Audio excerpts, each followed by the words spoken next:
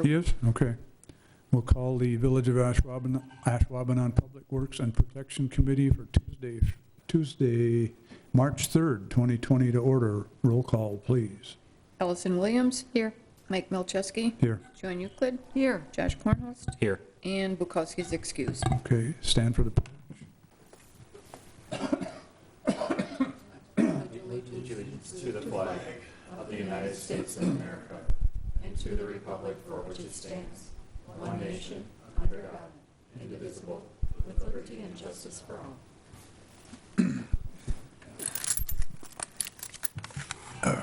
Do we have any changes to the agenda?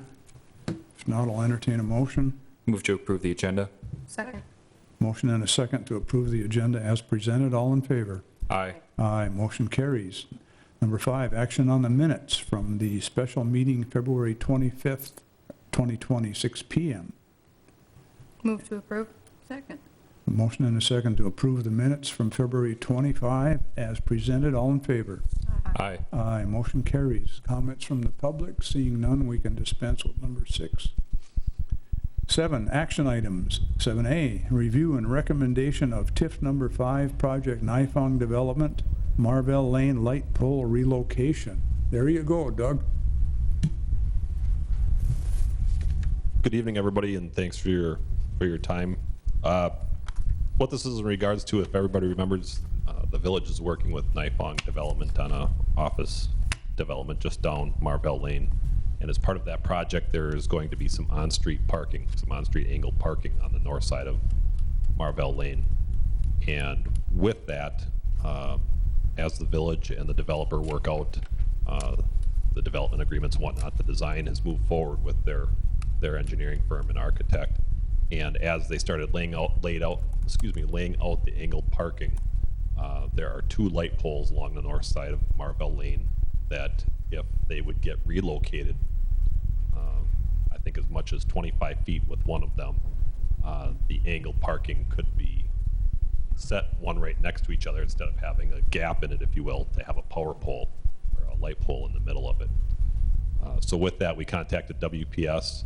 WPS was already designing some of the underground electrical for feeding the site, and as luck had it, we'd be able to feed those light poles off of this feed coming in to feed this future development. So it was about $13,000. I think it was $13,438.81 to relocate the 2 power poles. Typically, that would be close to twice that amount if we had to run the power from Oneida Street down. So we're proposing to put this through as part of the TIF work that would be associated with the project. It would be included in the agreements upcoming, but we wanted to bring this forward to Public Works with a recommendation to Village Board for approval.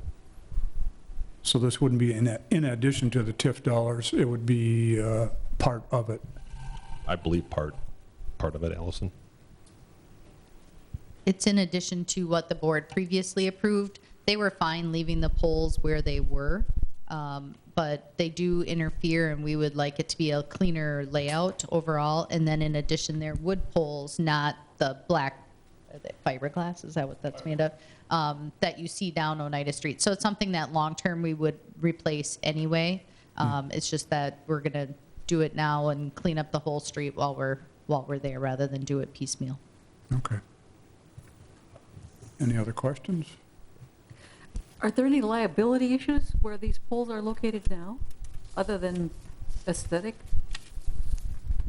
Not so much liability issues. It's just the curb will actually bump in towards the sidewalk, and the sidewalk will get shifted. So it would have created, like, they wouldn't be able to put a parking spot there because they would leave concrete around it and whatnot. So it would kind of create these little islands or Correct. teeth, if you will. It's more so to get as many stalls as you can. Instead of eliminating a stall, just to have a power pole in there or a light pole in there. If you moved it a little bit, you'd be putting it where there'd be a driveway entrance or green space around a driveway entrance, so you're not losing a stall.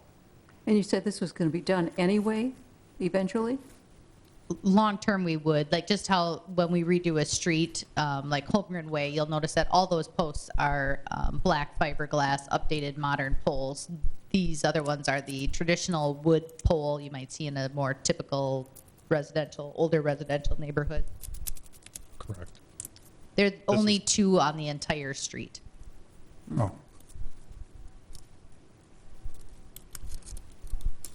Any other questions?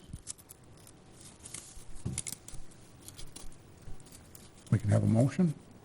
Move to approve. Second. We have a motion and a second to approve 7A, review and recommendation of TIF number 5, Project Nifong Development, Marvell Lane, light pole relocation for $13,438.81. All in favor? Aye. Aye, motion carries. Items for next agenda. If you have some, get a hold of Terry, and she can get it on, and we can entertain a motion to adjourn. Move to adjourn. Second. Motion and second to adjourn. All in favor? Aye. We stand adjourned.